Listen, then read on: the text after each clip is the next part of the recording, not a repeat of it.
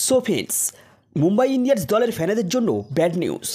দল ছাড়তে পারেন বিশ্বকাপজয়ী দুই তারকা। মুম্বাই ইন্ডিয়ান্সে আগামী আইপিএলে দল ভাঙনের সম্ভাবনা প্রবল।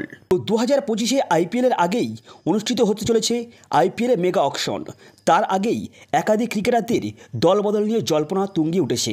তো সেই সঙ্গেই আরও দুই নাম উঠে আসছে, তারা তাদের ফ্র্যাঞ্চাইজি ছাড়তে পারে। তাদের মধ্যে হলেন ঋষভ পন্থ এবং কেএল রাহুল। সংবাদ মাধ্যম দৈনিক জাগরণের প্রকাশিত প্রতিবেদন অনুযায়ী এবার মুম্বাই দলের দুই তারকা ক্রিকেটের দল ছাড়ার সম্ভাবনার কথা উঠে আসছে। ঘটনাচক্রে সেই দুজন বর্তমানে ভারতীয় দলের অধিনায়ক, একজন সূর্যকুমার যাদব এবং অন্যজন রোহিত শর্মা। তো আইপিএলের মধ্যেই রোহিত শর্মার একটি অডিও ফাঁস হওয়া নিয়ে জল্পনা ছড়িয়েছিল। এবার সেখানে যুক্ত হয়েছে আরও একটি নতুন নাম, সূর্যকুমার। তো সম্প্রতি ভারতের টি-20 দলের অধিনায়ক হিসেবেই গম্ভীর বেছে নিয়েছেন সূর্যকুমার যাদবকে।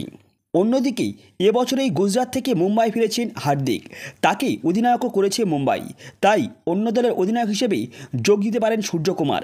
প্রসঙ্গত, গম্ভীর যখন কলকাতার অধিনায়ক ছিলেন তখন কেকেআরের সহ অধিনায়ক ছিলেন সূর্যকুমারই। আবার রোহিতকে মুম্বাই দলের অধিনায়কের পদ থেকে সরিয়ে দেওয়া নিয়ে কম জলঘোলা হয়নি।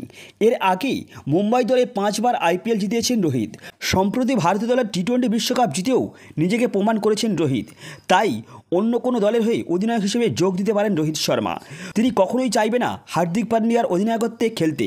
তো ঠিক সেই কারণে অন্য কোনো ফ্র্যাঞ্চাইজি দলে যুক্ত হতে পারেন রোহিত শর্মা। তাছাড়া সূর্যকুমার যাদবও টি-20 ফরম্যাটে অধিনায়ক হয়েছেন।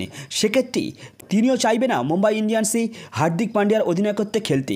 তো বন্ধুরা, আশা করি আপনারা অবশ্যই বুঝতে পেরেছেন রোহিত শর্মা ও সূর্যকুমার যাদব কেন মুম্বাই ইন্ডিয়ান্স দল ছাড়তে পারেন।